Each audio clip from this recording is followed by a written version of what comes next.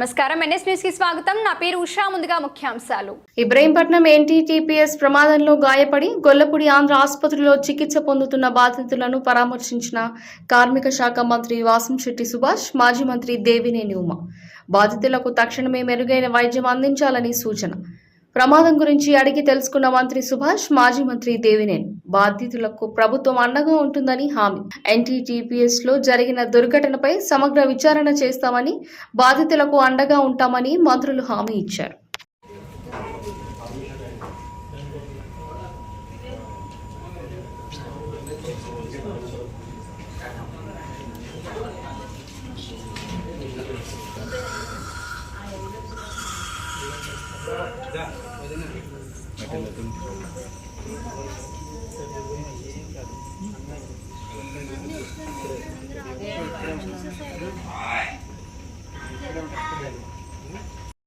కుటుంబ సభ్యులు ఇక్కడే రూమ్లో ఉండి దగ్గరుండి రవీంద్ర గారు, డాక్టర్ గారు అందరూ కూడా మాట్లాడారు.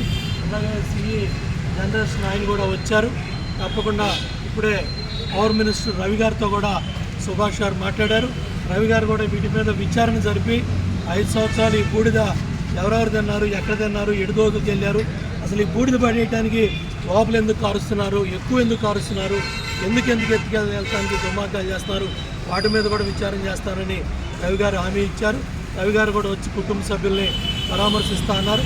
తప్పకుండా ఇబ్రహీంపట్నాన్ని బూడిద పట్టణం కాకుండా తెలుగుదేశం ప్రభుత్వం, కూటమి ప్రభుత్వం కాపాడుతుంది ఈ ప్రాంత ప్రజల్ని.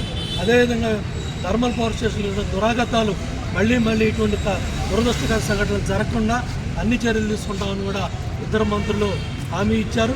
తప్పకుండా ఈ కుటుంబ సభ్యులు ధైర్యం చెప్తూ డాక్టర్ గారు కూడా ఎట్టి పరిస్థితిలో 50% బాన్స్ ఉన్నప్పటికి కూడా అన్ని జాగ్రత్తలు తీసుకొని కాపాడుతామని చెప్పారు. అట్లాగే 6గురికి ఇన్సిడెంట్లో 6గురికి దెబ్బలు తగిలి 4 డిశ్చార్జ్ అయ్యారు. అప్పారావు, అదేవిధంగా చక్రధారి ఇద్దరు కూడా ఉన్నారు. వాటి ఇద్దరిని కూడా త్వరితగతంగా కోలుకొని బయటికి రావాలని కోరుకుంటున్నాం. లేబర్ మినిస్టర్ సుభాష్ గారు చెప్పారు, రాత్రి విజయవాడ థర్మల్ పవర్ స్టేషన్ ఏదైతే జరిగిన ప్రమాదం, గత 5 సంవత్సరాలుగా థర్మల్ పవర్ స్టేషన్లో బూడిద తినడానికి, ఆ బూడిదను అక్కడ రాల్చుకోవడానికి వీళ్ళు చేసిన దురాఘాతాలు అన్నీ కాదు.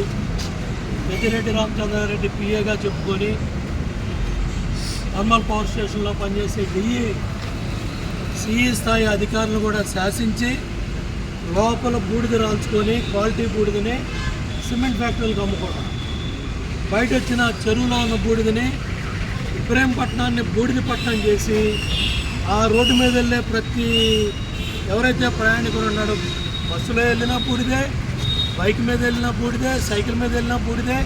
ఆ విధంగా బూడిదని తిని 5 ఏళ్ళు మొత్తాన్ని వాళ్ళు ఈ ప్రమాదానికి కూడా కారణమయ్యారు. ఇప్పుడే మంత్రి గారు చెప్పినట్టుగా అక్కడ పూర్తి స్థాయిలో అవన్నీ కూడా పూర్తి చేయకుండా కొత్త 800 మెగావాట్ థర్మల్ పవర్ స్టేషన్, విద్యుత్ పవర్ స్టేషన్ ఏదైతే ఉందో బీజీఆర్ దగ్గర డబ్బులు వసూలు చేయడానికి చేసిన దుర్మార్గాలు కావచ్చు, హడావుడిగా ఎన్నికల ముందు ప్రారంభం చేసినవి కావచ్చు, ఇవన్నీ కూడా వెరసి వాళ్ళ తాలూకా పాపాలు కొంతమంది వ్యక్తులు కూడా ఉన్నారు వీటిలో బాధ్యులు. 5 సంవత్సరాల బూడిద కోసం వీళ్ళు చేసిన దుర్మార్గాలు వాళ్ళ అట్టు బోల్టు మార్చడానికి కూడా థర్మల్ పవర్ స్టేషన్లో ఓవర్ ఆయిలింగ్ చేయడానికి కూడా 10 రూపాయలు ఎత్తుకునే పరిస్థితికి థర్మల్ పవర్ స్టేషన్ తీసుకొచ్చారు. నాల తాతారావు గారు మహానుభావుడు, మల్లెల పద్మనాభరావు గారు వీళ్ళందరూ కూడా ఈ ప్రాంతంలో ఆ థర్మల్ పవర్ స్టేషన్ కాపలా కాసేవాళ్ళు. అలాగే తెలుగుదేశం ప్రభుత్వంలో చంద్రబాబు నాయుడు గారు ఇటువంటి దురాఘాతాలు జరగకుండా కాపాడారు. గత 5 సంవత్సరాలు కూడా పేను పెత్తనం వచ్చినట్టు ఈ బూడిద తినడానికి వాళ్ళు చేసిన దుర్మార్గాలు, పాపాలు అన్నీ కూడా ఇప్పుడే మంత్రి గారు చెప్పారు. ముఖ్యమంత్రి గారి దృష్టికి తీసుకెళ్ళి విచారణ జరిపి ఈ పెద్దిరెడ్డి పిఏలు ఎవరు, ఈ డిఈలు ఎవరు, ఈ జోగి రమేష్ మనుషులు ఎవరు, వీళ్ళకి సంబంధించిన వీళ్ళ తరపున పనిచేసే అధికారులు ఎవరు, ఇవన్నీ కూడా విచారణ చేసి చర్యలు తీసుకుంటామని ముఖ్యమంత్రి గారి చంద్రబాబు నాయుడు గారి దృష్టికి తీసుకెళ్తామని కూడా సుభాష్ గారు తెలియజేయడం జరిగింది. ఫెసిలిటీ కానీ ఏమీ లేకుండా పూర్తిగా పొల్యూట్ అయిపోయి 60-70% పనులు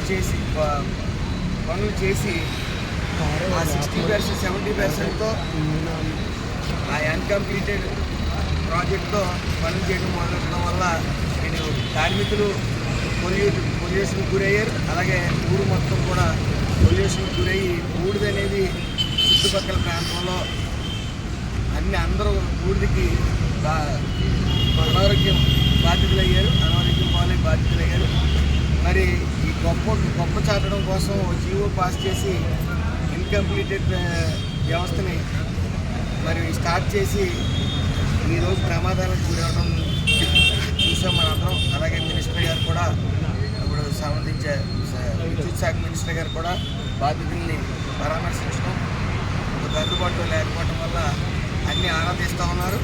ఏదైతే ఈ జీవో పాస్ చేశారో వాళ్ళందరి మీద కూడా చర్యలు తీసుకోవడం, అదే అధికారుల నిర్లక్ష్యం కూడా పూర్తిగా ఉంటుంది. ఎందుకంటే గ్యాస్ని ఎవరైతే పోస్తారో వాటర్ వేస్తారో వాళ్ళకి సేఫ్టీ మెజర్స్ అనేవి తీసుకోలేదు.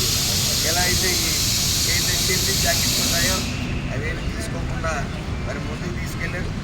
దీని గురించి పూర్తి స్థాయి ఎంక్వైరీ చేసి బాధితుల మీద కఠిన శిక్షలు తీసుకుంటాం, అందులో సందేహం లేదు. అదేవిధంగా పూర్తిగా వీళ్ళ ఆరోగ్య పరిస్థితి పర్యవేక్షణలో డాక్టర్లు సీనియర్లు అందరూ ఉన్నారు.